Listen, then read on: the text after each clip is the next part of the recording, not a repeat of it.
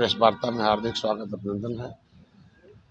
ये उत्तर प्रदेश के स्थापना दिवस मनाने के बाद पहला है कि उत्तर प्रदेश सर्वोत्तम प्रदेश में सभी जाति, सभी धर्म, सभी समुदायों का बड़ा भूमिका रहा और बहुत ही उत्तर प्रदेश ने आज़ादी में बहुत कुछ दिया, विकास में बहुत कुछ दिया, इतिहास में बहुत कुछ दिया, साहित्य में, लड़ाई में, हर क्षेत्रों में कोई क्षेत्र बाकी नहीं होगा जहाँ आयाम कृत्रिम है। लेकिन इस देश को आज़ाद कराने वाली जो लगभग जो अंग्रेजों मुगलों से लड़ने वाली जातियाँ थी, जिनको कानून बनाकर उजाड़ा था अंग्रेजों मुगलों ने, ऐसे लोगों को विशेष अवसर प्रदान किया गया था 1931 में। अनुसूचित जाति अत्याचार निवारण अधिनियम से उनको आच्छादित किया गया था।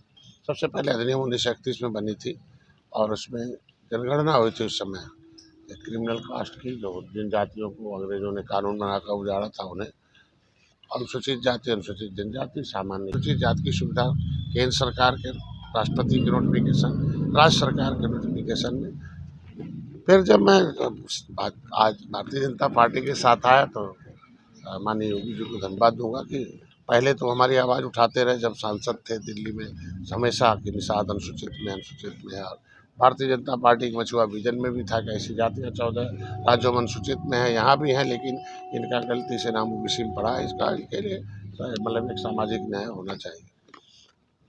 जब पत्र लिखा माननीय योगी जी ने, कि हमने लिखा, योगी जी ने आरजीआई को लिखा भाई इसको स्पष्ट किया, साथ दिशा निर्देश दिया जाए।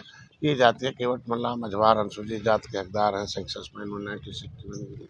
तो उन्होंने आरजीआई ने एक्सेप्ट किया कि नहीं, 1961 में केवट मल्लाह को मझवार में गिना गया था, या अनुसूचित जाति की सूची में गिनी गई थी।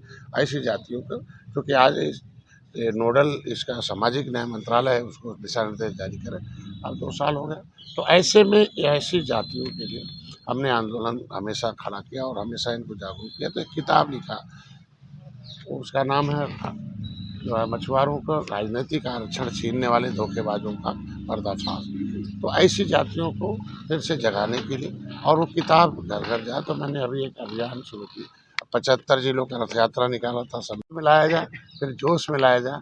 तो मैंने प्रोग्राम बनाया, educate the educated person about the politics, about the constitution of India. ये पढ़े लिखे लोगों को संविधान में क्या व्यवस्था दी गई है, कैसा अभिभावक चाहते हैं, उनको ये बताना जरूरी है गाँव में जाके। कि हमारा एक अभियान है कि politics nothing else but only one the guardianship of the public finance and public future. Public के फ्यूचर के, पब्लिक के फाइनेंस का एक गार्जियनशिप है, देश के विकास, देश की सुरक्षा का। तो कैसा अभिभावक चुनना चाहते हो, दारू पी के चुनना है, पैसे के लालच में पायल साड़ी या कैसे देना है, तो उसके लिए educate the educated person about the politics. और इनके लिए दूसरा प्रोग्राम है, अब वोटर के पास जाना ही पड़ेगा। सारे देश के जो राजनीति के शिकार लोग हैं उन्हें हिस्सेदार बनाना पड़ेगा। तो हमने प्रोग्राम रहे, रीच द वोटर, वोटर के पास जाना है, ट्रीट द वोटर, वोटर को होश में लाना है। होश में तब आएगा, कहते हैं history the mother of politics, movement is the father of politics. राजनीति, इतिहास राजनीति की माँ होती है, आंदोलन उसका बाप होता है। तो हमें गौरवशाली इतिहास उन्हें बताना पड़ेगा कि भाई निषाद राज भगवान राम को पार किए, निषाद राज ने सेना दिए, रावण खत्म हो गए हैं, भगवान राम गए थे तो कमजोरों को गले लगाए थे। तो देखो मोदी तुम्हारे निषाद के घर चाय पीकर न्योता देने गए निषाद राज। तो जिसकी चिंता मोदी करते हो तो कम से कम आप सब जो तुम्हारा ठगने वाले हैं, लूटने वाले, उनसे दूरी बना लो।